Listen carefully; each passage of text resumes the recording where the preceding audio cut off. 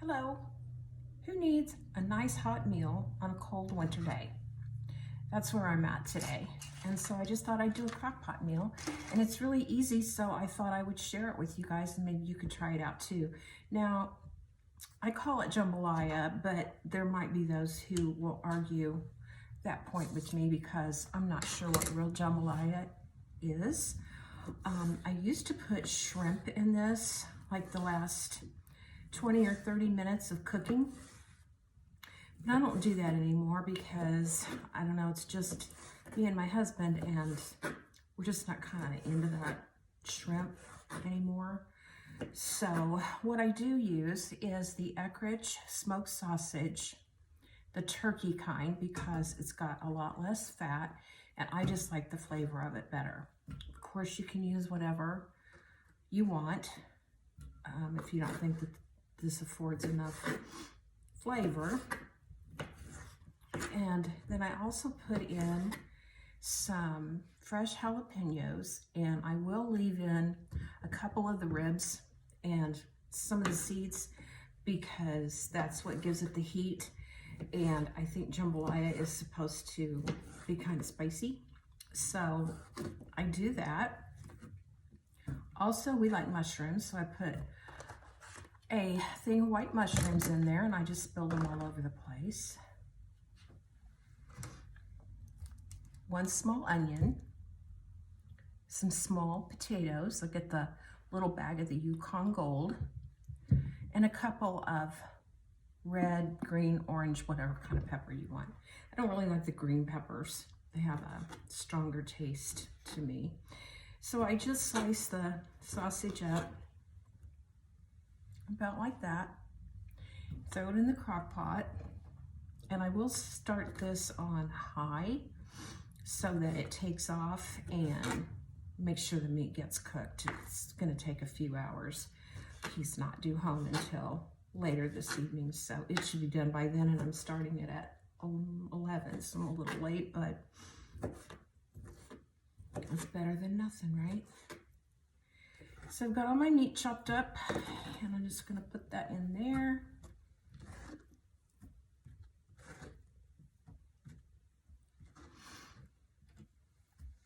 I'm not gonna do anything to the mushrooms because during the day when they cook, they'll just cook down and, you know, shrivel up. You know how mushrooms do.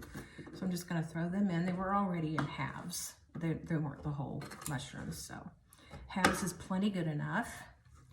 And then throw in some of the jalapeno. I just stand them up on their end, and I cut down along the side of the rib.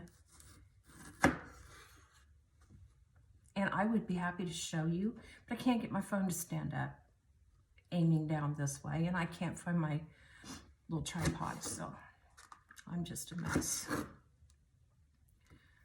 I had to call the vet this morning because I had an appointment for one of my dogs, and on my calendar in my phone I had it set for Thursday. On my calendar in my office I had it set for Friday, and then on my task list I had it set for next week. So yeah, that's where my head is. You know, I'm still, if you saw my last video, still dealing with the recurrence of the ovarian cancer. It's a wait and see game with this disease. They have to wait and see if certain things happen, certain blood result numbers go up, that kind of thing.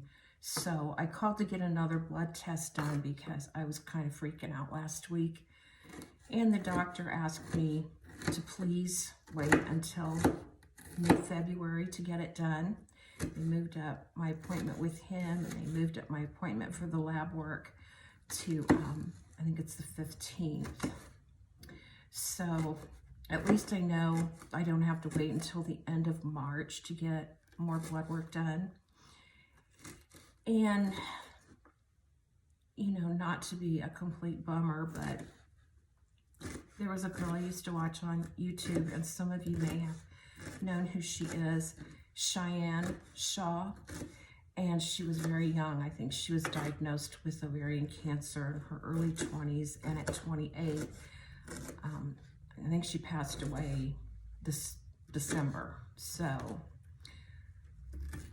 hers had come back, but it came back a lot earlier than mine did. So, and they're all different. They're all different cells. They're all different everything. So, you know, you think about that too. So that's where I'm at with all of that. And when my doctor talked to me, he asked me please and thank you, and he was very understanding, and that makes it a lot easier than to have a doctor who is just like, oh, you know, I think you're fine, so just wait till the end of March, and you know. But he's not like that, and it took me a long time to find an oncologist like that, because I've been through him. I think he's my third oncologist. Well, my fourth, but one left, and so that was no fault of my own. I liked him, but he left. And you know, when you are sick with something like cancer, you really need someone who's going to listen. You don't want to come home in tears and be thinking that they didn't listen, they don't get you. So maybe I'm a baby and I just need my hand held. I don't know. So that's that. And I'm just going to put this onion in here, and I'm going to chunk this onion up kind of chunky.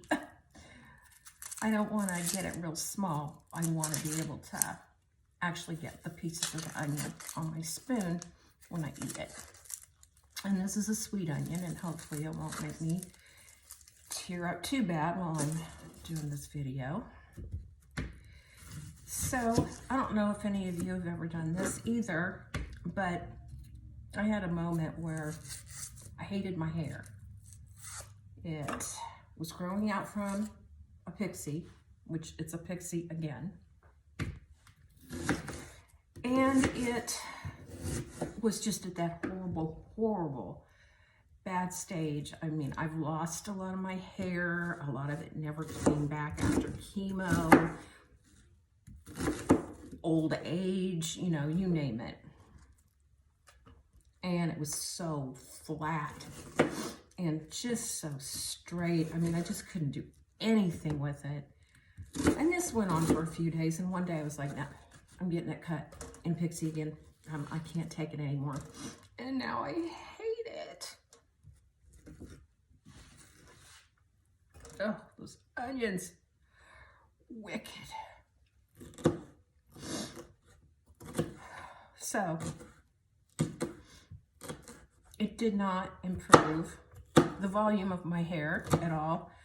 You see I have some volume up here, but the sides are just so flat and short, and now there's no hope for me to get them, you know, poofed out a little bit.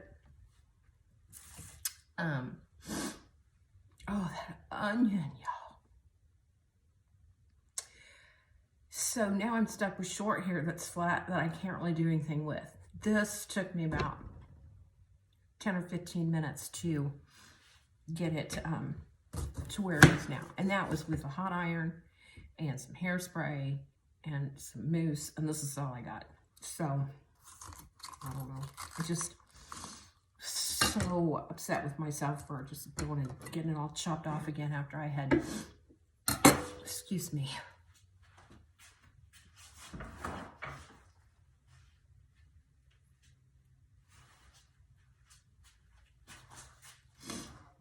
After I'd worked so hard to let it grow out from the summer. So I was almost to the stage where, I guess it was like to here, and I could tuck it behind my ear, but this wasn't quite grown over yet. And I'd been growing it out, and we were almost to the bob stage, and then I went and got it all cut off again. So the peppers too, I cut them rather big. I will be putting this Old Bay seasoning in there, just to taste, whatever you like, some salt and pepper. beef broth, vegetable broth, chicken broth, whatever kind of broth you want. So it's the potatoes, the onion, the sausage, the jalapeno, if you like jalapeno. And that's really basically it. It's kind of a dump meal, and it's easy. So after all this, I get all this stuff chopped up. I'm just gonna put the lid on, put it on high, let it cook all day. It's gonna make the house smell amazing. And tonight when the sun goes down and it's really cold outside, we can have a nice big bowl of jambalaya. So I will talk to you guys later, and thanks for stopping by.